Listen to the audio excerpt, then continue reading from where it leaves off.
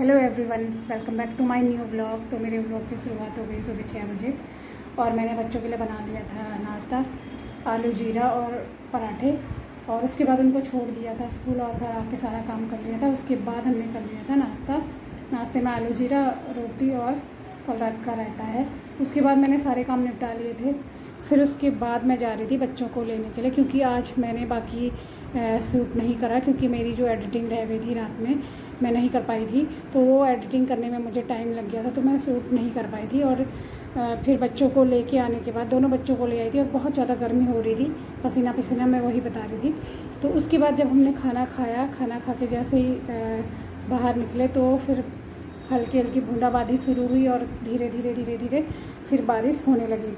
तो बारिश होने लगी तो शुरू में तो इतनी आ रही थी, मतलब बहुत ज़्यादा तो नहीं थी, इस तरह से आ रही थी काफ़ी देर तक, कम से कम 15-20 मिनट। और उसके बाद फिर थोड़ी देर के बाद फिर थोड़ा सा रुकती है बारिश और उसके बाद फिर से बड़ी तेज़ वाली, यानी झमाझम बहुत तेज़ वाली बारिश आने लगती है। और यह बारिश शाम तक ऐसी ही रहती है। थोड़ा दिन में फिर थोड़ा सा देर के लिए करीब 4 बजे से 4:30 बजे तक के बीच में रुकती है। अब देखिए बहुत तेज़ होने लगी है और रुकती है, तो उसके बाद फिर शाम को ये शाम तक रहती है। 7 बजे तक करीब ये बारिश ऐसी लगी होती है और खूब तेज़ आ रही थी बारिश।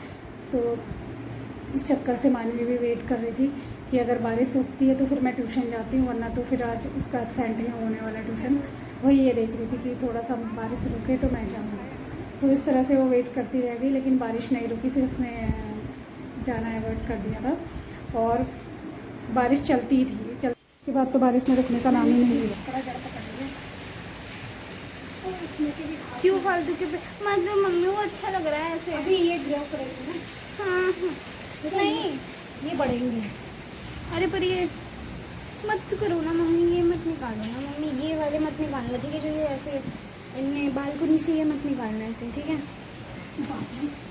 मैंने तो खतरनाक ही जगह पड़ी थी, इसलिए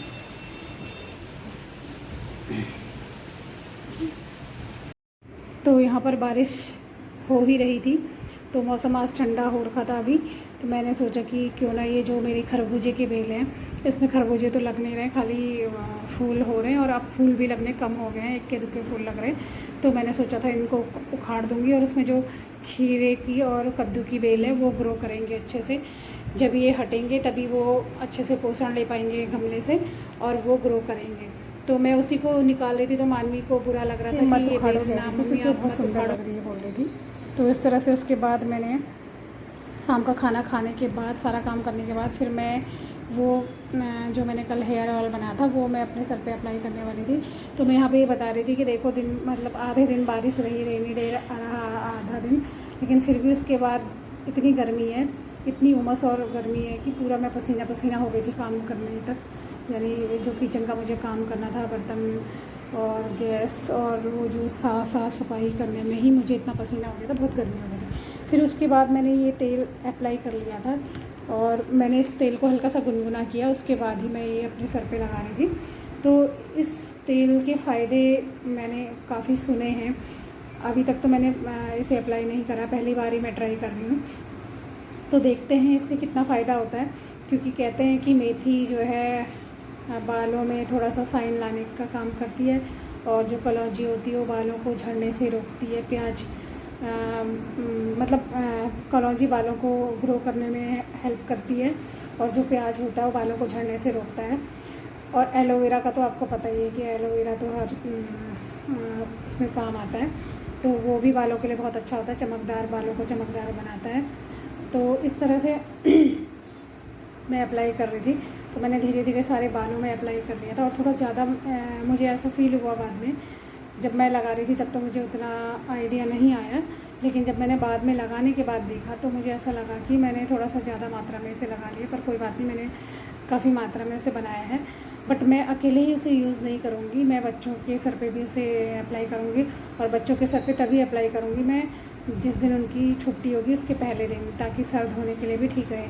और सुबह सुबह तो बच्चे उठने में भी आनाकानी करते, तो सर्द होके तो कहाँ ही जाएंगे, वरना तो मैं अभी भी लगा सकती थी। बट मैं मानवी कह रही थी कि मम्मी मेरे सर पे भी लगाओ, बट मैंने मना कर दिया, क्योंकि वो जब सर धो के ले जाएंगे तभी लगाना बेटर रहेगा, वरना इसमें प्याज की थोड़ा सा स्मेल तो आ ही रही है, तो और बाल चिपचिपे भी हो जाते हैं, तो इसलिए मैंने बच्चों के सर पे नहीं लगाया और अपने सर पे पूरे बालों पे अप्लाई कर लिया था, जड़ों में बालों में पूरा अप्लाई करके फिर मैंने इसका बना लिया था जूड़ा। तो हल्के हल्के हाथों से मैं इसमें मसाज भी कर रही थी हल्का सा, और ये देख रही थी कि सारे बालों में और जड़ों में सब पूरे सर पे लग गया है। तो पीछे साइड भी थोड़ा सा मुझे ऐसा लग रहा था कि रह गया है, तो फिर मैंने पीछे भी हल्के हल्के हाथों से मसाज करके उसे लगा लिया था। और उसके बाद फिर मैंने इसका यहाँ पे बना लिया था जूड़ा। जूड़ा बनाने के बाद थोड़ा सा मुझे कंफर्टेबल सा रहेगा, क्योंकि सोने में भी दिक्कत नहीं होगी, वरना ये जो तेल है वो सब इधर उधर लगता रहेगा चेहरे पर भी और कपड़ों पर भी। हालांकि मैंने तकिए के ऊपर तो एक कवर और दूसरा मतलब कोई पुराना बेडशीट का कवर चढ़ा दिया ऊपर से, ताकि जो उसका कवर है वो ख़राब ना हो। और देखिए पूरे बालों पे मैंने अप्लाई कर लिया था। तो कैसा लगा आज का व्लॉग? आपको लाइक शेयर सब्सक्राइब ज़रूर कीजिएगा। Take care, bye bye.